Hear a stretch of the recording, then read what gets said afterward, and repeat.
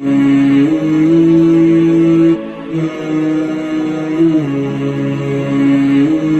forget, like, subscribe and share to the famous scholar Mufti Inamullah Khalid.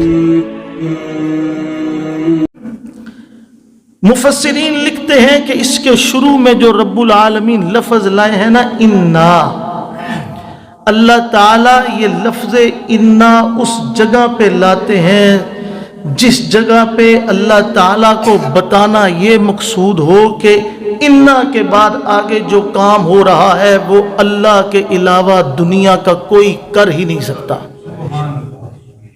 دنیا کا کوئی. انا انزلناہ فی لیلۃ القدر، اے حبیب ہم نے آپ کو لیلۃ القدر عطا کی ہے، ہمارے علاوہ کوئی لیلۃ القدر عطا نہیں کر سکتا.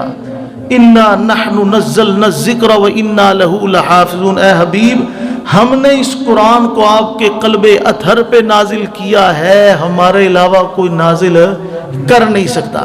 رب العالمین فرما رہے ہیں انا اعطیناک الکوثر، اے میرے حبیب جو ہم آپ کو کثرت عطا کر رہے ہیں، کمالات عطا کر رہے ہیں، بلندیاں عطا کر رہے ہیں، رفعتیں عطا کر رہے ہیں، اے میرے حبیب ہمارے علاوہ کوئی نہیں کر سکتا. اے میرے حبیب ہم نے آپ کو جو بلندیاں عطا کی. اور یہ بھی ذہن میرے وقت مختصر ہے لیکن بات سننے میں مزہ آئے گا کہ یہ جو آگے عطا کا لفظ ہے اس کا معنی ہے دینا. اب اس کا ایک معنی یہ ہے لیکن اس کی خاص بات یہ ہے کہ عطا اس جگہ پہ بولا جاتا ہے جہاں پہ اللہ تعالی بن مانگے عطا فرماتے ہیں، بغیر ڈیمانڈ کے عطا فرماتے ہیں، بغیر ڈیمانڈ کے. آقا علیہ السلام کی بغیر ڈیمانڈ کے اللہ تعالیٰ عطا فرما رہے ہیں. اور کیا عطا فرما رہے ہیں کہ میرے علاوہ کوئی اس طرح کی کوئی چیز آپ کو دے ہی نہیں سکتا. رب العالمین فرماتے ہیں اے میرے پیارے حبیب آدم سے لے کے عیسیٰ تک جتنے کمالات تھے، جتنے معجزات تھے، جتنے مبشرات تھے، وہ سارے کے سارے میں تجھے عطا کر رہا ہوں. حضرت مولانا خلیل احمد سہارنپوری رحمۃ اللہ علیہ المہند المفند میں لکھتے ہیں کہ ہمارے پیارے آقا کو اللہ تعالیٰ نے اتنا کثیر علم عطا کیا تھا کہ آپ کو اولین کا بھی علم عطا تھا اور آخرین کا بھی علم عطا تھا. فرماتے ہیں حضرت آدم سے لے کے عیسیٰ تک جتنے بھی کمالات تھے، جتنے بھی جمالات تھے، آقا علیہ السلام کو عطا کر دیے گئے.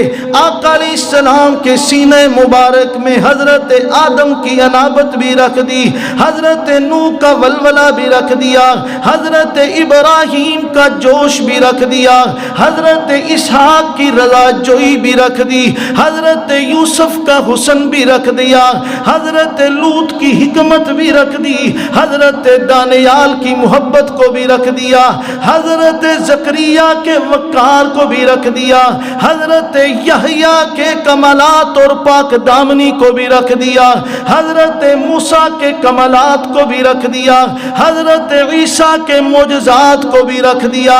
رب العالمین نے فرما دیا اے میرے پیارے محبوب تو ان کافروں کی، مشرکوں کی بات سے نہ گھبرانا کہ تیرا نام لینے والا نہیں رہے گا.